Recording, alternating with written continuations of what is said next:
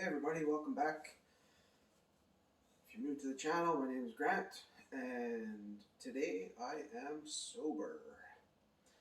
A couple weeks ago, I fell off the wagon, and over a period of 5 days, to be 4 times over 5 days, I drank. After not drinking since Christmas Day of 2020. Now, I took that, I don't know how to word that. I really felt bad about that, and I was really hard on myself, and I couldn't believe I did it. Um, and now I'm, I don't feel bad now. I feel like I've learned how to look at it a little differently just from that few days of um, falling off the wagon. I I decided that I was going to learn from what happened and not beat myself up about it and move forward and try to learn and see why I fell off the wagon and yeah, so that's where I am now. But in this video, I would like to talk a bit about what I noticed when I fell off the wagon, even after not drinking for 8 months. It's a very slippery slope, and depending on everyone's wired differently.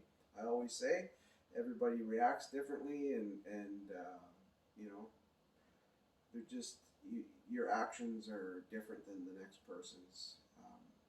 And when I drink, I slide down that slope very fast, and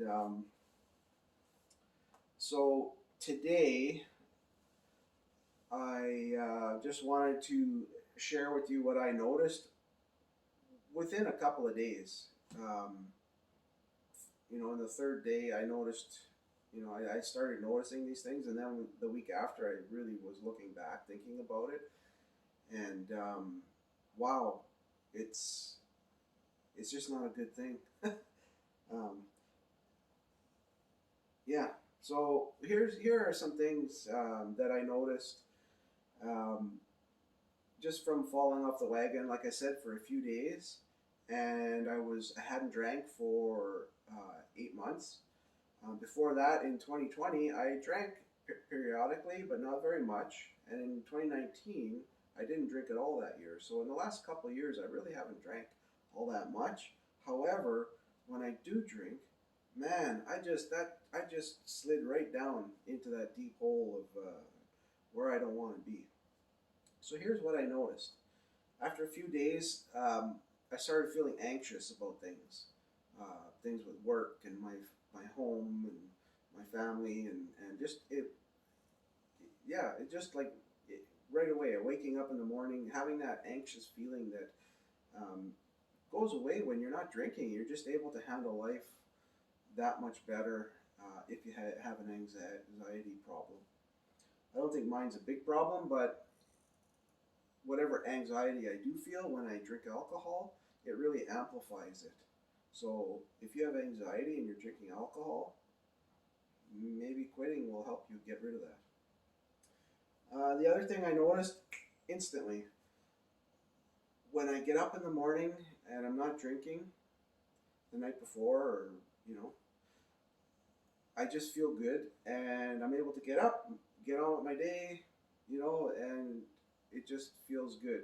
And I noticed right away that when I woke up in the mornings, even though I wasn't really sick or anything, I just felt heavy and blah, and just, I just didn't move as fast as I would have wanted to.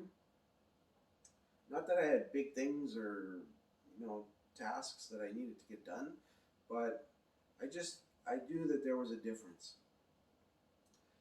Um, I sat on the couch when I was drinking. I didn't go out or anything. I drank at home. I sat on the couch all night. There was 4 different times there over 5 days. 4 over 1, 2, 3. Yeah, four times over 5 days because I went 3 days, stopped one day, went another day, and then I've stopped since. Um, so those nights I just basically sat on the couch, watched TV with the family, interacted with my son, and I was just a slug on the couch. Not that I had a ton of things to do anyways, but I didn't do some things. Didn't like that. I snacked way more than I should have or would want to if I wasn't drinking. That is my um, vice that I really need to kick. Even when I'm sober, when I'm drinking alcohol, that's my, aside from alcohol, that's my next worst enemy is snacking because they're not healthy snacks. I didn't exercise during this time. Even after almost a week after, I didn't exercise. It just was right out of the habit. All of a sudden, it just flipped a switch, and I had no desire to exercise, even though I've been really getting into it since last January and feeling good about it. But it just went to the wayside just like that. And to me, that in itself is a good reason. You know, the health and uh, part of not drinking, but the exercising that bugged me. My blood pressure, I felt when I went to bed at night, I felt like I could my heartbeat was, seemed a little louder than usual. And when I woke up at night, it just felt like my heart was racing a little bit. Poor sleeps, and yeah, it was, obviously the alcohol because it was those nights that I felt like that. Um, Lastly, I have tinnitus in both ears, and my tinnitus seemed to the loudness of the ringing in my ears seemed to rise. It hasn't dropped now since. It's still pretty loud. Like right now, I'm talking, and all I can hear is tss. It's terrible, but you can't get away from it. So that's what I that's what happened to me, and I expect that at varying degrees, you can expect the same thing if you fall off the wagon. Old habits uh, that were associated to drinking are going to come back, right? What's that saying about you can't expect different results if, I don't know, what's that saying again?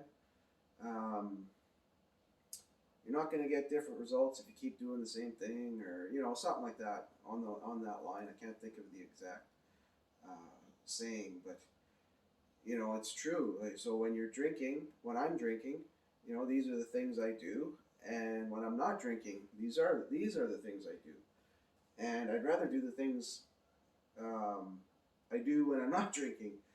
I feel better about myself, and just life seems to be. It's just better. But for some reason, fell off the wagon, and even though alcohol is an addictive substance, there's got to be a reason that I'm drawn to it or you're drawn to it. We're drawn to it, right? So I had some comments in my last video, and they really helped me think about why I drink, and I had stopped doing that for a while because I just assumed that I was okay and I wouldn't drink again, and I didn't really think about, okay, why do I drink? Why do I drink? And I never dealt with that. So now I've decided that I need to really think about why I drink, the reasons I drink, all of them, from simple reasons to maybe I like the taste of something, to I was beaten by my parents when I was young, which I wasn't. Although I'm from the '60s, I got spanked. Um, but you need to. I think you really need to. It's like when someone passes away, you need to really deal with that grief, right? Otherwise, you'll never be okay. So, and I need to deal with. I need to really think about why I drink. Um, so I've been thinking about it, and three things that I've been thinking about now are I was using it for coping, getting through life. for some pleasure and like a treat. So like that's on the lines of pleasure, I guess, but as a treat to myself, which I think is why or a reward, I guess, is why I drank this last time because I said mentioned in the last video I was shoveling topsoil for 6 or 7 hours, whatever it was, and at the end of the day, all of a sudden, something just I just couldn't get it out of my head that I needed to have or I should have some beer. That beer that was in my fridge since last Christmas, I should have gotten rid of. So that's the one thing I'm doing now. Things that those the alcohol can't be, that I would drink. It can't be in my house anymore. It just can't. It's like I'm allergic to tree nuts, like almonds and things like that. They're not allowed in my house. I don't care. My wife doesn't like it. My son doesn't like it. I don't care. That's my life. That's on the line here. Not allowed in the house. And now it's the same thing with alcohol. So, I used to drink on Sunday nights, and I used to drink a little heavy on Sunday nights, and it took me a while to realize that, well, I was doing that because of the work week ahead, and I don't like my job.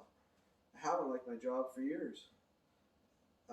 But I've got the golden handcuffs on, a government position, and pension is good, and now I only have a few years left. So, I was coping, and that was helping me, I don't know, just deal with that. Yet I would wake up Monday, feel like crap, and it'd take me a few days to feel better, but then I would just keep repeating that same cycle over and over. And sometimes like for pleasure or a treat, right? Like you meet with friends, or you work all day at home and you have a couple beers, right? Um, so now I need to when situations like this arise, I have to think of other ways to cope or to give myself a treat, or that pleasurable feeling of that first drink, when it just feels nice and everything's good and you're happy, and um, you know there's other ways to get there too, right? It's just positive thinking, and why can't I treat myself to I don't know, a nice tea, or I don't know, just something else that makes you feel good, right? That's what I'm focusing on now. And if you haven't really thought about what causes you to drink, then maybe it's time that you really sit down and dive deep into your own mind and see what you can come up with. But we for those of us that don't want to drink, that don't see it being a good thing in our lives, that's what we have to do. You've unless you're very young, like myself, I'll be 57 this month. I've been drinking since I was before legal age. Back down east, in eastern Canada. I'd say I was drinking when I was about 15, 15, 16, yeah. So it's been quite a while, and over the years, you're conditioned to, it's being pushed on you and promoted as a good thing, on TV, and and just in society in general, that you should drink alcohol. So getting that, rewiring your brain, to just look at it as a bad thing, it's really tough. Um, so that's something we need to do. Um, that's all I had for this video. I just wanted to share with you, um, what it was like to fall off the wagon, and what I noticed, like within a day or two, how I felt, and my bad habits start coming back, and just that we need to really look at ourselves and see what is the real reason. Is it just because I'm going out for drinks after work with friends? You know, if that's the case, why can't you go do something else with friends? Why can't you go have a coffee or a tea, or go to the gym, or go for a walk, or go to a movie? You know, why can't you just do something else that's not alcohol related? Or go with friends that don't drink. You know, harder to find, but they're out there. We're all out there. I would love, my few friends to call me up and say, hey, let's go for a coffee, and you know, but it doesn't happen very often. So you're more likely to have people invite you out when you're going for drinks, and it seems like a more social thing now, or I don't know. But that's it for today. I hope that in some way I was able to help you. I know you guys are sure helping me.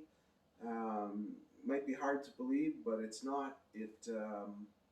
My journey is, in life is to just have a good life, be a good father, be a good husband, be a good person. And, one of the things about being a good person is helping people.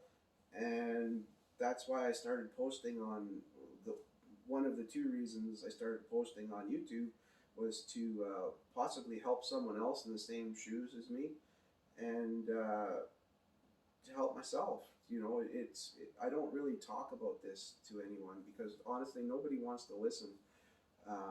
In your close circle, unfortunately, people get tired of you talking about the same thing over and over, unless they're going through the same thing, and I don't have that right now. So take care, everyone, and next Sunday I'll be posting another video on sobriety.